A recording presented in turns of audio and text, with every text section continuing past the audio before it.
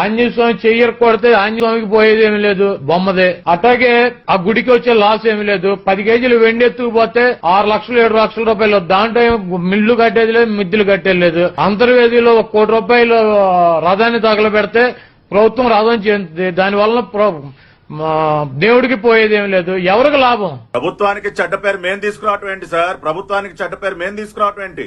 అత్యంత బాధ్యతారహితంగా నీచంగా వాళ్ళ మంత్రి మీడియా ముందుకు వచ్చి మాట్లాడితే మేము చెడ్డ పేరు తీసుకురా, ఎంక్వైరీలు వేయొద్దని మేం చెప్పామా? ఎవరిని అరెస్టులు చేయొద్దని మేం చెప్పామా? వాళ్లకు వాళ్ళు వాళ్ళ జరుగుతున్నటువంటి దాడులను ఆపకపోగా ఇంకా హిందువుల మనోభావాలు దెబ్బతినే విధంగా ఏం మాట్లాడతారండి కొడాలని? ఆంజనేయ స్వామి విగ్రహానికి ఒక చెయ్య విరిగిపోతే పోయేదేముంది, బొమ్మే కదా అంట.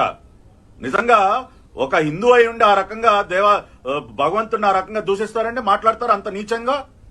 కనకదుర్గమ్మ అమ్మవారిలో వెండి సింహాలు మాయమైపోతే ఉంది, ఆ వెండి సింహాలతో ఏమన్నా మేడలో మిద్దలు కట్టుకుంటామా? ఇప్పుడు కడుక్కుంటే పోతుంది కదా అని పేడ రాసుకుని తిరుగుతాడు ఈ పెద్ద మనిషి. తిరగమనండి, ముఖానికి పేడ పూసుకుని తిరగమనండి, కడుక్కుంటే పోతుంది కదా, ఇబ్బంది ఏముంది? రేపు నుంచి అలా తిరగమనండి, తిరగలడా ఈ పెద్ద మనిషి? భగవంతుడు అంత చులకనా? విగ్రహాలకి చెయ్యి విరిగిపోతే ఏముందిలే, కొత్తది పెట్టుకోవచ్చు అంటున్నారు కదా. రేపు ఈ ఊరూరు పెట్టారు కదా రాజశేఖర రెడ్డి గారి విగ్రహాలు, ఆ విగ్రహాలకి చెయ్యో కాలో తీసేస్తే ఎవరన్నా వీళ్ళు ఊరుకుంటారా? ఏముందిలే పోనీలే, చెయ్యే కదా తీసేసింది, ఇంకో కొత్తది పెట్టుకుందాం అని చెప్పమనండి. రాజశేఖర రెడ్డి గారి విగ్రహాలపైన ఎవరన్నా దాడి చేస్తే వీళ్ళు చూస్తూ కూర్చుంటారా? ఏం మాట్లాడుతున్నారు సార్ వీళ్ళు? ఏమన్నా అర్థం ఉందో వీళ్ళు మాట్లాడేదానికి?